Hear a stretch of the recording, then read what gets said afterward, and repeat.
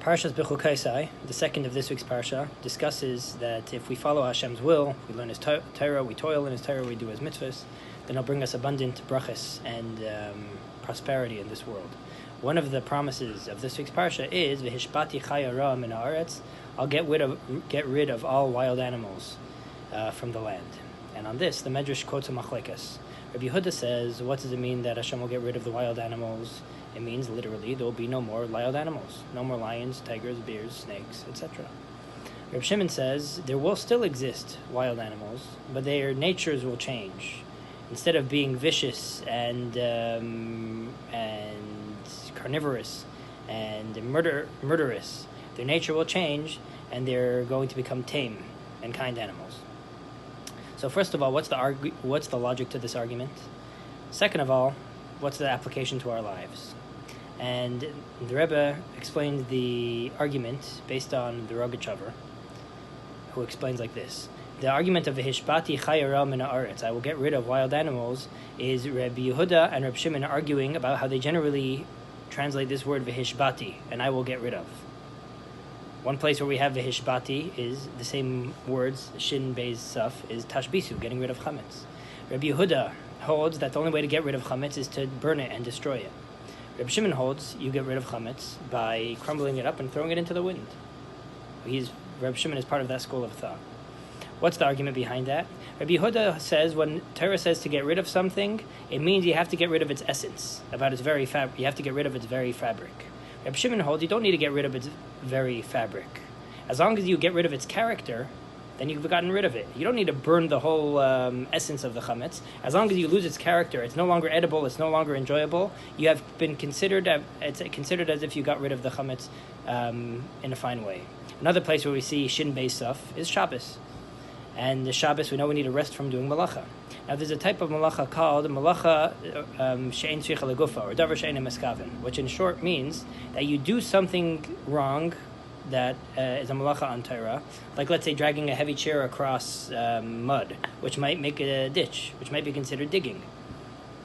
Rabbi Yehuda said you did a malacha. Rabbi Shimon said you didn't. And again over here we see the same nukuda of their machlekes. Rabbi Yehuda holds now when Torah says you can't do the malacha, it means you can't do the essence of the malacha. Now, if I'm dragging a heavy chair which might dig a hole in the ground, that's a problem. Who cares about my intent? Who cares about the way and the characteristic of the way that I did it, the form of the way I did it? Reb Shimon holds, don't just look at the essence of the action, as long as you didn't do it in its proper form. I wasn't trying to dig a ditch. I was trying to move the chair. It happened to dig a ditch. Therefore, Reb Shimon holds, and that is fine. You didn't, as long as even if you have the essence of what Torah says not to have, but you've changed its character and its form, that's okay. So too over here by wild animals, Rabbi Yehuda holds that when Torah says it's going to get rid of wild animals, it means literally that when Mashiach comes, it will get rid of the essence of wild animals. Rabbi Shimon holds no. The ultimate praise of Hashem isn't to get rid of the wild animals. It's to be able to have the wild animals, but for it to lose its character, to lose its form.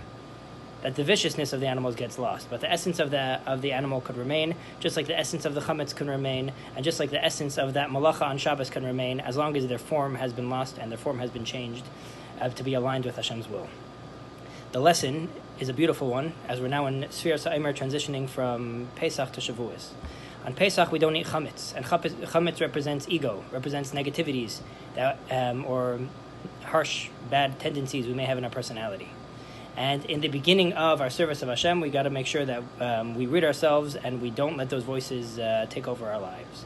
But then we're meant to advance.